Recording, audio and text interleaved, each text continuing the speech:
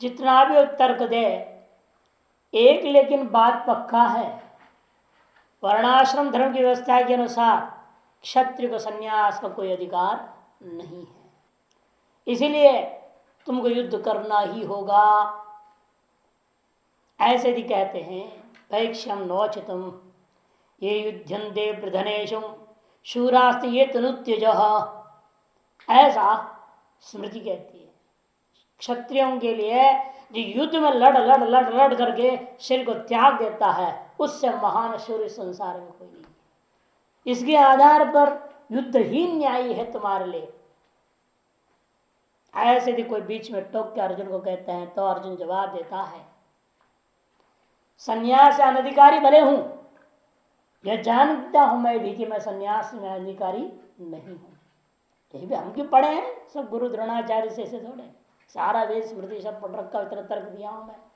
यही मुझे मालूम नहीं है क्या एक क्षत्रिय को संन्यास का अधिकार नहीं है? मुझे मालूम है अच्छी तरह से। अगर ऐसे बेवकूफी क्यों कर रहे हो? तब वो कहता है, ज्ञात्वा भी कथम ग्रह तुम उद्युक्तोपि चेत न चैतद विद्मः कतरन्नो गरीयो यद्वा जेमो यदि वानो जेयो यानेव हत्वा न जिजीविषामस्थिता प्रमुखे धार्तराष्ट्रा। इस श्लोक में तीन बात कह देता है। पहला बात, मैं नहीं जान पा रहा हूं, निश्चय इस समय नहीं ले, वैसे जानता हूं संन्यास का अधिकार क्षत्रिय को नहीं है, लेकिन मुझे ये नहीं समझ में आ रही है इस समय संन्यास श्रेष्ठ है कि युद्ध श्रेष्ठ है।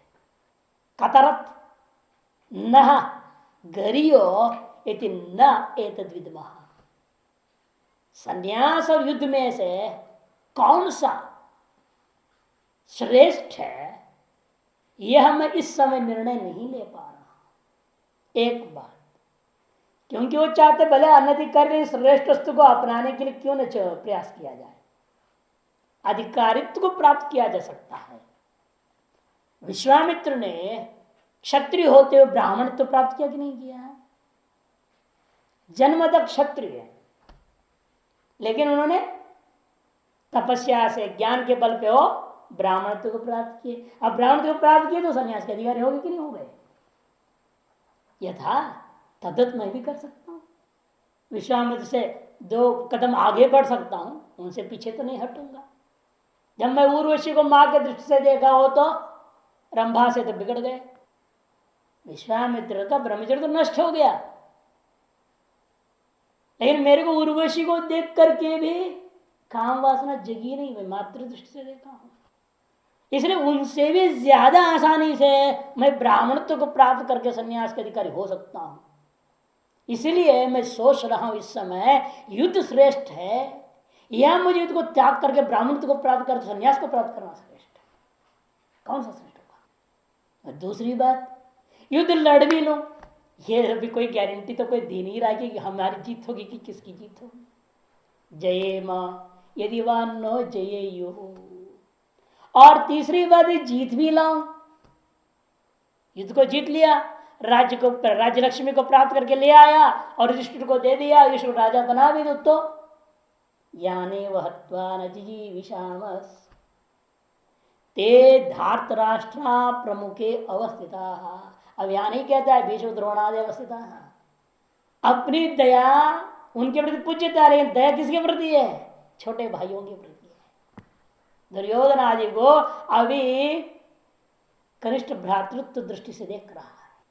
जैसे हम 5 हैं, वो राजा होंगे, हम 4 तो ऐश करेंगे उनके अंडर में, राजा बड़ा भाई हो गया तो हम 4 तो मौज करेंगे, ये 100 भी तो मौज करते तो अच्छा होता साथ में। ये भी रहते हमारे भाई लोग हैं, ये भी रहते, ये भी आनंद लेते, नहीं तो मर जाएंगे सब। जो शत्रु पक्ष में खड़े ना, ये हमारे पक्ष में खड़े हो तो कोई बात नहीं थी। याने वहत्वा न जिजीविषामा, जिनको मारकर मुझे जीने की इच्छा भी नहीं है, वे धार्तराष्ट्रा प्रमुखे धार्तराष्ट्रा अत्र अवस्थिता, वे लोग यहाँ पर धृतराष्ट्र की जो प्रमुख संतान लोग हैं वे सब यहाँ पर विराजमान है। सिर्फ पूर्वार्ध में संशय को दिखाया, उत्तरार्ध में प्रयोजना भाव को सिद्ध कर दिया। प्रयोजना भाव विशिष्ट संशयग्रस्त पुरुष होने से किंग कर्तव्य मूढ़ता यहां स्पष्ट हो गया। इसलिए जो है वो कहता है, क्योंकि यहां पर जब तक हमने जो भी वर्णन किया है प्रथम अध्याय से लेकर यहां तक कि आप लोग सोच पता नहीं स्वामी जी ने कहां से श्रुति स्मृति इकट्ठा कर लिया, कपोल कल्पना कर लिया है और व्याख्या कर दी है इस तरह से। ऐसा नहीं है, एक तो श्रुति स्मृतियां हमने दिया ही है प्रमाण, जैसे जहां किंचित कर्ण संकेत किया वो तो है ही। यहां आकर के मधुसूनिकार सुस्पष्ट बोल रहे सारी बात, जिसके आधार पर हमने विस्तार मात्र किया, उन्होंने संकेत कर दिया, इशारा कर दी है, हम उसका विस्तार कर रहे हैं। क्या इशारा कर रहे देखिए मधुसूदनी को, न च श्री अनुपश्यामी हत्वा स्वजनमाहवे इत्यत्र रणे हतस्य परिव्राट समान योगक्षेमत्वुक्ते। इस प्रकार से रण में हत व्यक्ति, मरा हुआ व्यक्ति को परिव्राट के समान उसको योगक्षेम प्राप्त होता है, यह संकेत किया उस श्लोक में उसने। और परिव्राट का योगक्षेम क्या है? मोक्ष प्राप्ति होती है, अर्थात मोक्ष प्राप्ति इस युद्ध से मुझे नहीं होने वाला है सिद्ध कर रहा है वहां। अन्य श्रेय नितैव प्रिय कठोपनिषद श्रुति प्रसिद्धम श्रेयो मोक्षाख्यम उपन्यस्तम, मोक्ष का तो संकेत किया है। अर्थाच तदितरद आश्रय, और अर्थ तो सिद्ध हो गया, उससे बिन जो भी होगा वो क्या होगा? आश्रय होगा। अतः युद्ध आश्रय से स्थापित करवाना। नित्य अनित्य वस्तु विवेको दर्शिता, इनके माध्यम से नित्य और अनित्य वस्तु विवेक को दर्शाया है। और नकांक्षे विजय कृष्ण इत्यत्र अहिक फल वैराग, यह लोक का वैराग ही दर्शाया है। अभी त्रैलोक्य राज्य से इत्यत्र पारलौकिक फल वैराग, नरके नियतम वास इत्यत्र स्थूल देहादृत आत्म अस्तित्व सिद्धि, किन्नो राज्य नीति व्याख्यात वर्तमना शम किम भोग इति दमः यद्यप्येतेन पश्यन्ति चित्र निर्लोभता तन्मे क्षेम तितिक्षा। संकेत कर दिया ना सब, इसलिए अप्रामाणिक कुछ भी हमने बोला नहीं, जो भी बोला है इन्होंने संकेत कर दिया, उसको हम वहां पर संभावित श्रुति स्मृति को साथ में जोड़ करके जितना भी दिमाग में आया बताया। इति प्रथमाध्याय से अर्थ सन्यास साधन सूचना, वो सारी बात क्या, इसलिए सन्यास का साधन है वो प्रथम अध्याय जो हुआ।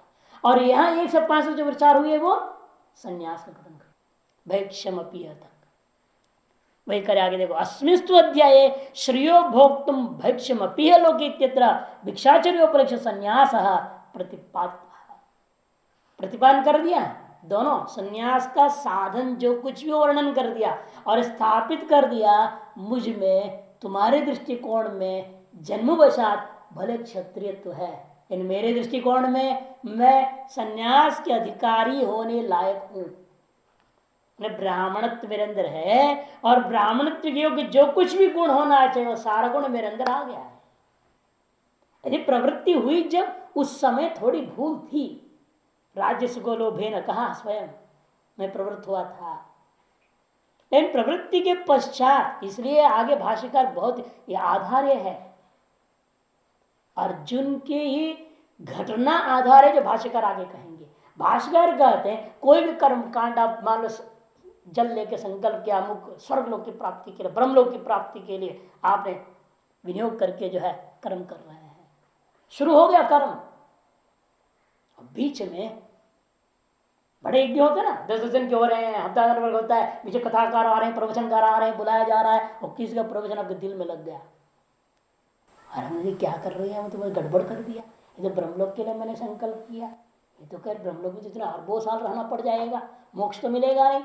आपके विवेक जग जाए तो मन से उस समय संकल्प त्याग दीजिए, वही कर्म जो सकाम से आरब्ध था वो क्या हो जाएगा?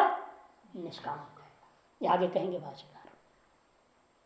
ये अर्जुन की स्थिति है, सकाम आरब्ध कर्म था उसका, लेकिन वहां भगवान की प्रेरणा हुई, भीष्म द्रोण पर पश्य कह दिया तो उसके अंदर पूरा वैराग्य जागृत हो गया, और पूरे सन्यास के जो अधिकारित्व तो चाहिए जितनी, वो सारी बात उसके अंदर आ गई, ब्राह्मणत्व उसके अंदर जागृत हो गया। और वो ब्राह्मण जागृत हुआ, अति उसके अंदर मन विवेक आदि संपन्न होकर के वो चाह रहा है मैं सन्यासी हो जाऊं, छोड़ो ये सब।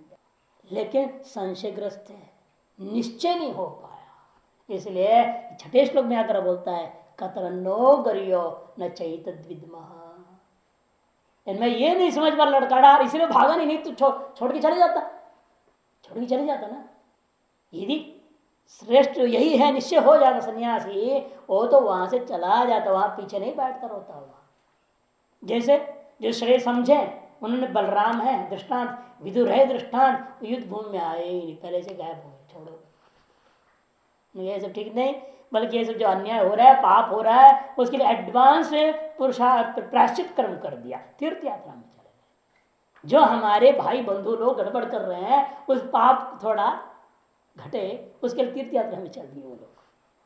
तीसरी कभी यहां भी इसके अंदर वास्तविक निश्चय हो गया होता, ये तो संन्यास नहीं लिया होता, कोई रोक नहीं सकते। लेकिन वह संशयग्रस्त है, निश्चय नहीं कर पा रहा है, और दूसरी तरफ युद्ध में प्रयोजनाभाव भी दिख रहा है, अनिश्चयता भी दिख रहा है। संशय का बीज यह है, युद्ध में अनिश्चय है, संभावना विजय के होने से प्रयोजनाभाव का भी कथन कर रहा है कि कृष्ण साथ में है ना, संभावना है विजय का, उस संभावना को लेकर कहते हैं प्रयोजनाभाव भी है, लड़ भी लू जीत भी लू तो भी व्यर्थ है। स्थिति आई कि वो भी स्वयं स्वीकार करते हुए अब कहता है क्या करूं ऐसी स्थिति में, कार्पण्य दोषोपहत स्वभाव पृच्छामि त्वां धर्म सम्मूढ़ चेता यश्रेयस्यान्निशितं ब्रूहि तन्मे शिष्यस्त्यहं साधि मां त्वां प्रपन्नम। कार्पण्य दोषोपहत स्वभाव पृच्छामि त्वां धर्म सम्मूढ़ चेता, धर्म विषय का मोह युक्त चित्त वाला मैं हो गया हूं, स्वीकार कर लिया, अब मुझे धर्मगत मोह हो गया है, और मेरे स्वभाव क्या था सच्चिदानंद रूपदा, वह इस समय उपहत हो गया है। क्यों उपहत हो गया तुम्हारा स्वभाव? कार्पण्य दोषा, कृपणस्य भाव कार्पण्यम तदेव दोष यदि कार्पण्य दोष तेन उपहत स्वभाव अहम, अर्थात स्वरूपगत मोह भी प्रकट कर दिया। मैं आत्ममोह से युक्त हूं और धर्म मोह से युक्त हूं, और धर्म में दो हिस्सा होता है, एक ईश्वरीय और एक कर्तव्य। अर्थात इस अर्ध श्लोक में उसने स्वीकार कर लिया इस समय मेरी स्थिति कैसी है, मुझे आत्ममोह भी है, ईश्वर मोह भी हो गया है, कर्तव्य मोह भी हो गया। और इन तीनों का समाधान एदार्श विवेक से युक्त मोह स्वीकार कर रहे हैं, मोह से निवृत्त होना चाहते हैं, तो नारद जी जैसे करना पड़ेगा। नारद जी ने कहा तादृशेभ्यो ऋषिभ्यो, मैंने आप जैसे ऋषियों से सुना है तरति शोक महत्व, तस्मा शोक से पारम तारे तू भगवान, ऐसे निवेदन किया। अब इसने अपनी सारी बात कह करके अब ये भी निवेदन करता है, यह श्रेय स्यात् निश्चितम ब्रूहि, से जो कौन सा कार्य मेरे लिए श्रेय समय वो आप निश्चय करके मेरे को बता दो। मैं क्यों बताऊं तुमको, मैं तो सारथी हूं, मेरे से क्या मतलब इन चीजों। भाई भाव द्रोणाचार्य सामने पड़े, गुरु जी पूछ लो गुरु से जा करके, गुरु जी सामने खड़े हैं ना। तब कहता है शिष्यस्ते हम साधिमाम त्वाम प्रपन्नम, उन्होंने जितना पढ़ाया था उसके ही तो नतीजा ये रिजल्ट है, उन्होंने जो पढ़ाया है उसी का रिजल्ट है, पर फल है ये जो आज मेरी दुर्दशा है।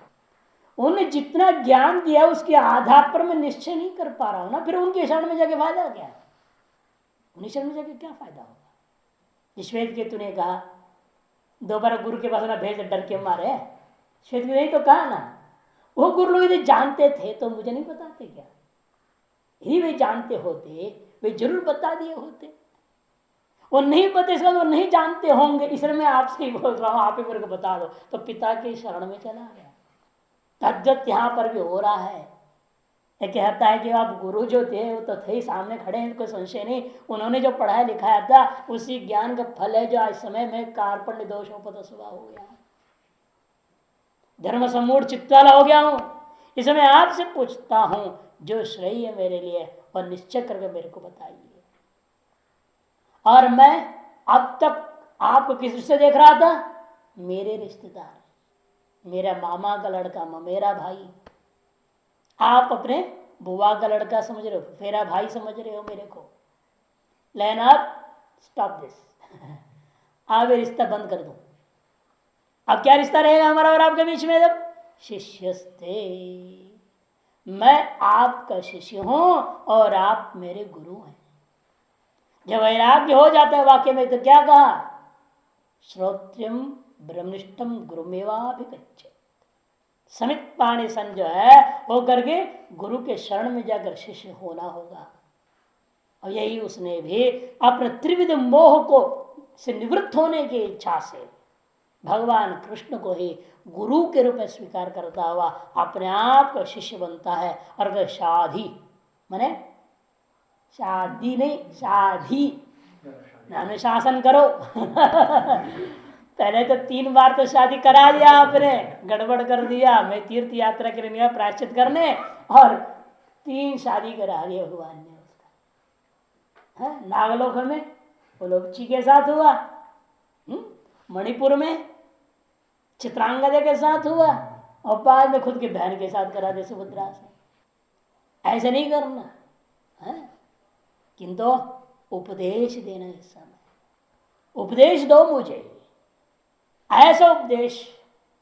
क्यों उपदेश दो? माम ताम प्रपन्नम, मैं आपके शरणागत हूं, अतएव आप मुझे शिष्य रूप में स्वीकार करके ऐसा उपदेश दीजिए और उलझाइएगा नहीं।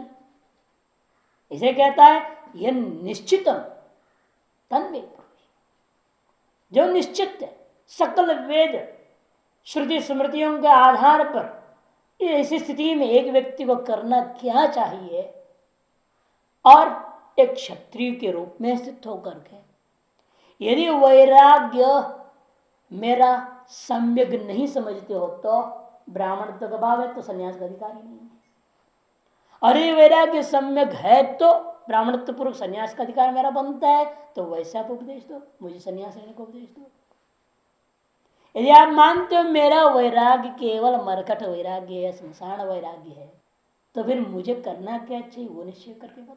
लेकिन भगवान देखो शुरू से उपदेश पीछे तो कहते हैं युद्ध सो बोलते, लेकिन बाद में अंत में मुझे नहीं बोलते, तुम्हारी मर्जी जो करना करो। मैंने तुमको जो बताना बता दिया, अब तेरी मर्जी है। अब वो कहते हैं कुरुष्व तद वचन करोमि तद वचन, मैं तुम्हारे वचन करूंगा। और वो क्या है उनका वचन? कोई स्पष्ट तो है नहीं। मान लिया कि मेरे को युद्ध करना चाहिए, क्योंकि वैराग्य सम्यक होना आसान नहीं है। जो तर्क दिया है उसके सब कुछ ठीक तर्क है, उसका अपने जगह पर बिल्कुल गलत नहीं है। लेकिन वास्तविक वैराग्य हो तो सारा तर्क सही है, वास्तविक वैराग्य नहीं है। कैसे देखो बताएंगे। सबसे पहले कार्पण्य शब्द से उठाते हैं, विस्तृत विचार करेंगे। कृपण शब्द किसको? कृपण किसको? लोक में तो स्वल्पम वित्तम स्वार्थायापि यो न वेति स कृपण, थोड़ा सा धन अपने लिए भी खर्च करने को तैयार नहीं, ऐसे जो महाकंजूस को कृपण कहते हैं। दूसरे को कहां से देगा वो? अपना बीमार है तो भी फ्री डिस्पेंसरी में जाएगा, नहीं खर्च ना होए। इसलिए जो हमने देखा अनेकों दुकानदारों को, सेठों को ना, वो जब पैसे की पूजा करते हैं, रोज अपने त्रिजय की पूजा करते हैं ना, आपने देखा कैसे करते हैं? वो हाथ यूं करते हैं, यूं करते हैं, देखा? आंख पर हाथ रखते हैं फिर यूं कर देते हैं, करते हैं कि नहीं? आप वैसे लोग करते हैं ना, देखा है? बार बार यूं करेंगे, हे लक्ष्मी तू वहीं रहना, कहीं इधर उधर जाना नहीं, यदि जाना चाहती है तो बस तो चल जा, जो करना कर ले, मेरे देखते देखते नहीं जाना, मेरा हार्ट फेल हो जाएगा। अपने आंख बंद करते हैं फिर बंद करके उनकी भावना जो भी हमने ऐसा समझा, यही कहना चाहते हैं, तुम यही रहना, कहीं नहीं जाना। यदि जाना चाहते मुझे बताता, मैं आंख बंद कर लूंगा, तो अपने अब क्या असली अर्थ वो जाने, मैं नहीं जानता। हमने यही सोचा, यही लाल करते हैं। ये चाहते ही नहीं अपने हाथ से कहीं कुछ जा, और जाने लगती तो घबराहट होती तो आंख बंद कर लेंगे, आंख बंद कर देंगे इसीलिए। गई तो गई, फिर जो बचे हो हमारा। तो ये कृपणता है लोक दृष्टिया। शास्त्र में क्या कहते हैं याज्ञवल्क्य महाराज गार्गी को? दूसरी बात कहते हैं, यो वैदिक अक्षरम गार्गी अविदित्व अस्मात् लोकात् प्रति सकृपण है। जो व्यक्ति इस अक्षर तत्व को जाने बिना अविदित्व अस्मात् लोकात् प्रति इस शरीर से मरकर चला जाता है, वह कृपण कहा जाता है, उसका नाम कृपण है। यह पहला लक्षण नहीं लेना है। लोक का जो कृपण था अर्जुन में नहीं था, वो तो सब त्याग के बैठ रहा है, मुझे कुछ नहीं चाहिए बोल रहा है।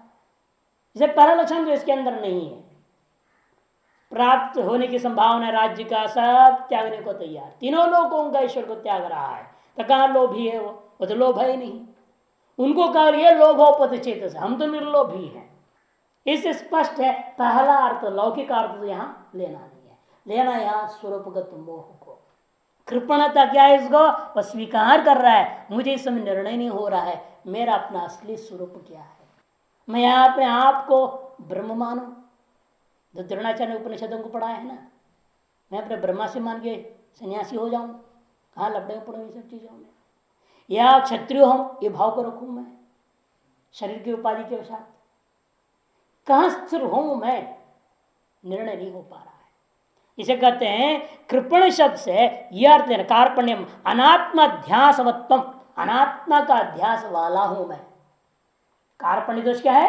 अनात्मा ध्यास वाला हूं।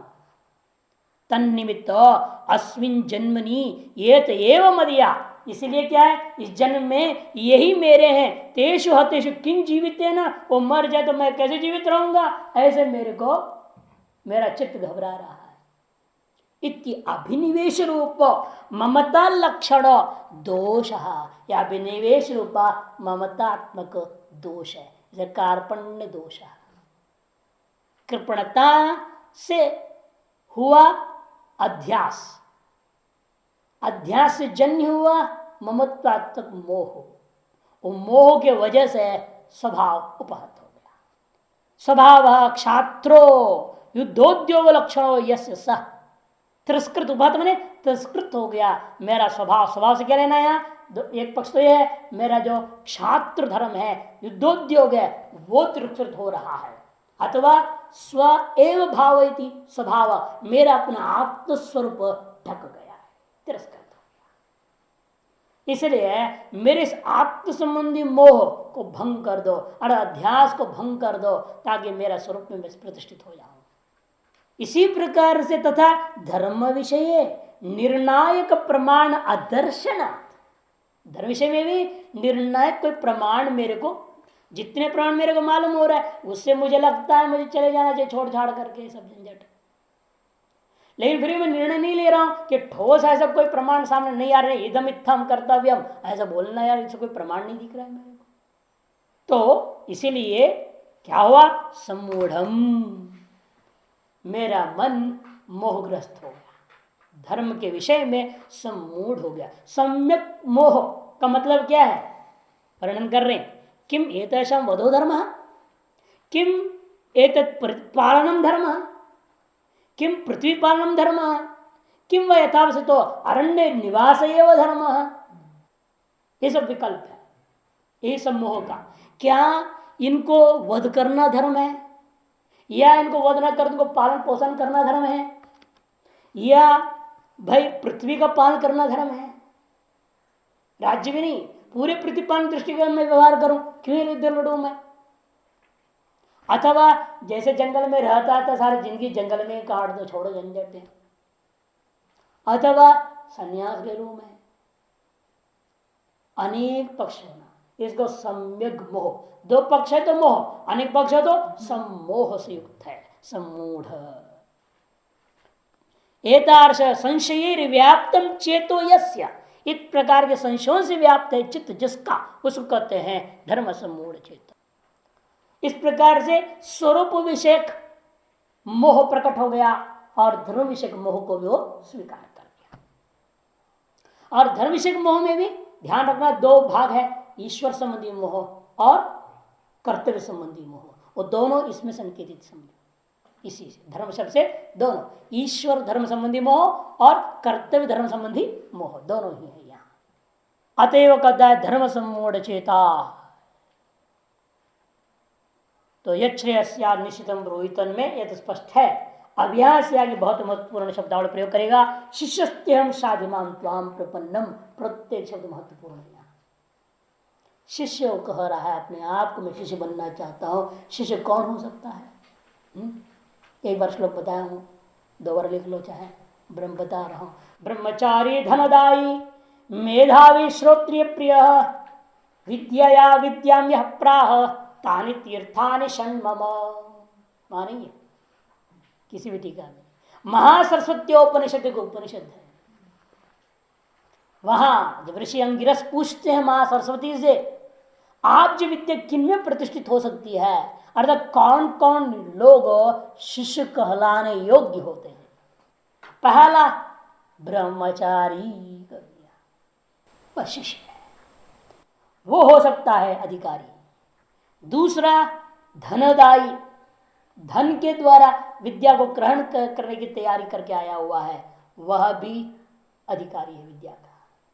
तीसरा मेधावी, धन भले दे नहीं सकता गुरु को कुछ दक्षिणा, किंतु मेधा बहुत तेज है, योग्यता है, शास्त्र को धारण करने की मेधा शक्ति है, अतएव जो है वह मेधावी तीसरा अधिकारी है। चौथा श्रोत्रिय, जो आज्ञाकारी तपस्वी को श्रोत्र शब्द से लेना है केवल, वर्णन है आज्ञाकारी और तपस्वी, ऐसा जो विद्यार्थी वो शिष्य कहा। प्रिय, प्रिय मने पुत्र, और अंत में विद्या विद्याम यह प्राह, विद्या विद्याम यह प्राह, एक्सचेंज ऑफ नॉलेज। आपने हमको एक विद्या पढ़ा और हमने आपको एक विद्या पढ़ा, ऐसे हो जाए। इस तरह से भी शिष्यत्व का अधिकारी एक दूसरे के प्रति हो जाते हैं। यह प्राह तानि तीर्थानि षण्मम, ये 6 प्रकार के तीर्थ मने शिष्य होते हैं मेरे। ऐसे कौन कह रही है? मां सरस्वती। मम, मुझ सरस्वती विद्या का ये 6 तीर्थ होते हैं, धारण करने योग्य शिष्य होते हैं। अब अर्जुन अपने आप को शिष्य कह रहे हैं। अर्जुन के सामने इसमें से देखिए कौन सा हो सकता है? ब्रह्मचारी तो है नहीं, गृहस्थ है। धनदायी, धन तो कुछ दिया नहीं कृष्ण को, धनदायी तो है नहीं। मेधावी तो जरूर है, मेधावी है। आज्ञाकारी होएगा बाद में, अभी आज्ञाकारी नहीं है, किंतु तपस्विता है, इसलिए श्रोत्रित्व भी इसके अंदर आ गया। 2 आ गया, मेधावी और श्रोत्रिता 2 आ गया, बाकी 4 नहीं इसमें। प्रियत्व भी नहीं, पुत्र तो है नहीं वो, अविद्या के द्वारा विद्या लेना देना वाली बात भी नहीं है। इसे 2 लक्षण इसके अंदर है, मेधावित्व है और श्रोतृत्व है, अतएव ये शिष्य अपने आप को गया। श्रोतृत्व में भी एक अंश वर्तमान में दिख रहा है, कौन सा अंश? तपस्वित्व अंश। दूसरा अंश जो आज्ञाकारित्व है वो आगे आज्ञा पालन करेगा ही, है ही, पहले से आज्ञाकारी था, इस समय सम्मूढ़ चित्त होने से सीधा कहने से उधर लड़ नहीं रहा, वो संशय निवारण होना जरूरी है। उसके बाद आज्ञाकारिता उसका स्पष्ट वापस आ जाएगा, उसके अर्जुनत्व जो स्वभाव है वो वापस आएगा। इस समय वो कह रहा स्वामी उपहत स्वभाव वाला हूं, मेरा नाम अर्जुन है, स्वभाव से अर्जुन हूं, सरल चित्त वाला हूं, सब कुछ है, लेकिन क्या करूं, इसे बादल घेर लिए हमारे हृदय अंतःकरण रूपी सूर्य को। अतएव शास्त्र का वास्तविक जो अर्थ को हम ग्रहण नहीं कर पा रहे हैं। न चैतन्य कतरनो गरीहो, इसे स्पष्ट कर चुका इस बात को कि मैं निश्चय नहीं कर पा रहा। और दूसरी बात, ते हम तुम्हारे शिष्य मैं होना चाहता हूं। शाधी कि मोह वश वैराग्य जो होता है वह दुख कारक होता है। मोहवश जो वैराग्य है वो दुख कारक होता है, और मैं इस समय मोहवश वैराग्य की वजह से शोकग्रस्त हूं। आगे कहेगा ये शोक मुच्छोषण इंद्रियाणाम शोकग्रस्त हूं। नारद और अर्जुन में इतना ही अंतर है। छांदोग्य का नारद में और गीता का अर्जुन में अंतर इतना है, ये मोहवश शोकग्रस्त है और मोहवश में नहीं। पूर्ण शब्द ज्ञान वश वो शोकग्रस्त हो गया। इसे जितना शास्त्र ज्ञान पढ़ोगे उतना ही आप दुखी होंगे, इसे कोई संशय नहीं। जब तक शास्त्र का अनुभूति में नहीं आएगा तब तक शोक रहेगा। कि जैसे शास्त्र पढ़ते जाएंगे ना, गहराई में जाएंगे तो शास्त्र बताएगा तुम्हारा है क्या, फिर ध्यान में रहते अब तक क्या हम सोच रहे थे। आपकी अपनी जो अहंता ममता जैसे जो है शास्त्र उस पर बारंबार लतेड़ा मारेगा, पिटाई करेगा आपके अहंकार को, तब आपके अहंकार डगमगा जाता है ना, तब पता चलता है। आप अंदर ही अंदर दुखी होते जाएंगे, लेकिन पूर्ण रूप जब नष्ट हो जाएगा आप पूर्ण सुखी भी हो जाएंगे। लेकिन अहंकार को पूर्ण रूप नष्ट होने नहीं देते हैं आप। समस्या ये है, अपने अहंकार को नष्ट होने देना नहीं चाहता कोई। I am something he wants to be every time. क्या करोगे, मैं कुछ हूं, ये सदा बनने रहना चाहते हैं, मैं कुछ हूं, और बल्कि मैं कुछ हूं और सब मुझे कुछ माने, ये भी एडिशन है उसमें। अब ऐसे व्यक्ति को कैसे मोक्ष होगा, नहीं हो सकता। से मोहवश वैराग्य और शास्त्र ज्ञानवश वैराग्य में अंतर है। लेकिन दोनों प्रकार के वैराग्यों से अंत तो गत्वा शोक ही मिलना है। अब शोक निवृत्ति के लिए वैराग्य की वजह से शोक हुआ, और शोक की निवृत्ति के लिए फिर ज्ञान होगा, ब्रह्म ज्ञान। अब वो इस संकेत कर रहा है यहां पर कि शाधी, क्योंकि आचार्यवान पुरुषो वेद, छांदोग्य उपनिषद में कहा है किसी आचार्य से उपदेश प्राप्त करने पर ही हम उस तत्व को जान पाते हैं, नहीं तो नहीं जान सकते। इसे कहते हैं आपको मैं इस समय शिष्य रूप बना के मतलब क्या, आप मेरे आचार्य हैं और मुझे उपदेश दीजिए ताकि मैं उस तत्व को सम्यक समझ सकूं। और कहते त्वाम, त्वाम कहता है आपके चरणों में आ रहा। क्यों, न ये कोपी मुनि वच प्रमाणम, स्कंद पुराण में कहा एक भी मुनि नहीं जिसका वचन प्रामाणिक हो। मैं मुनियों के चक्कर में काटते रहूं, कैसे चलेगा काम मेरा। आओगे द्रोणाचार्य के पास, उनके वो कहेंगे, कृपाचार्य के पास वो कहेंगे वहां जाओ वहां जाओ, चक्कर काटते रह जाऊंगा।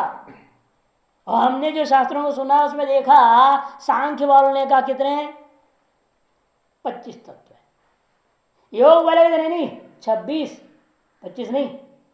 अब कौन सही है, और घटादेव नहीं है उन्होंने 16 है, वो दोनों ही गलत है। अब मैं उन दोनों में से किसको सही सोचता रहा, इतने में तीसरा आगे खड़ा हो गया, वो बोलते 16 सही है। अब उसको घटादेव प्रभाकर खड़ा उन्होंने 11, वो 16 भी ज्यादा है, 11 ठीक है। अब उसको भी घटाते हुए वैशेषिक खड़ा नहीं 7 है, प्रभाकर को भी काट दिया, और उसे भी काटते हुए कुमार भट्ट का 5 है। किसको मानूं, उसको भी खड़ा करे नहीं, ये सब विस्तार केवल किया, वास्तव में 2 है, प्रकृति और पुरुष 2। अब वेदांति कहते नहीं एक। अब 1 से लेकर के 26 तक तो हम वैसे आप लोग सब जानते ही हैं, इससे ऊपर भी हैं, 36 वाले भी हैं तंत्र वाले, 56 वाले हैं शक्तिवाद वाले, और शत पदार्थी 100 पदार्थ मानने वाले भी हैं।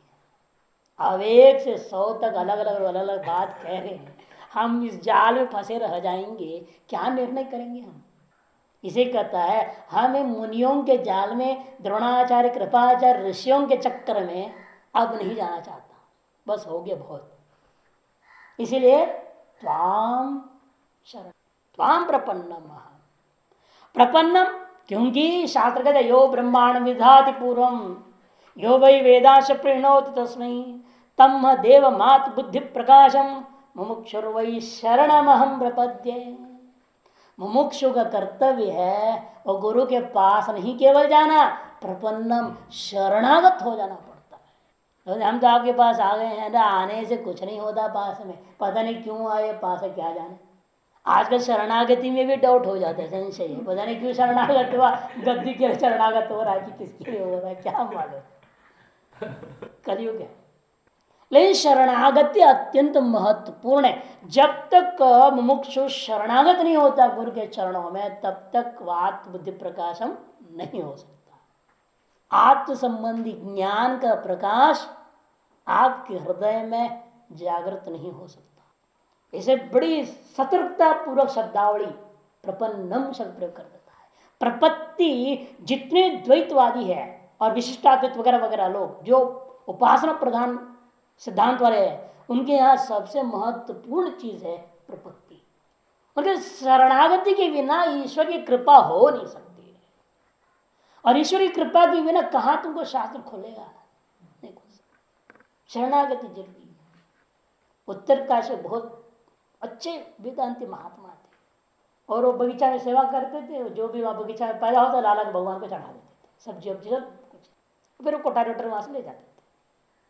कभी उनने एक सेब एक पत्ता भी खाया नहीं, जो प्रसाद बाद मिल जाए वो खाते थे। दूसरों की विलक्षणता क्या थी, रोज 108 बार चक्कर काट के हर बार दंडवत मारते थे। लोगों ने पूछा आप बड़े वेदांती क्या कर रहे हो?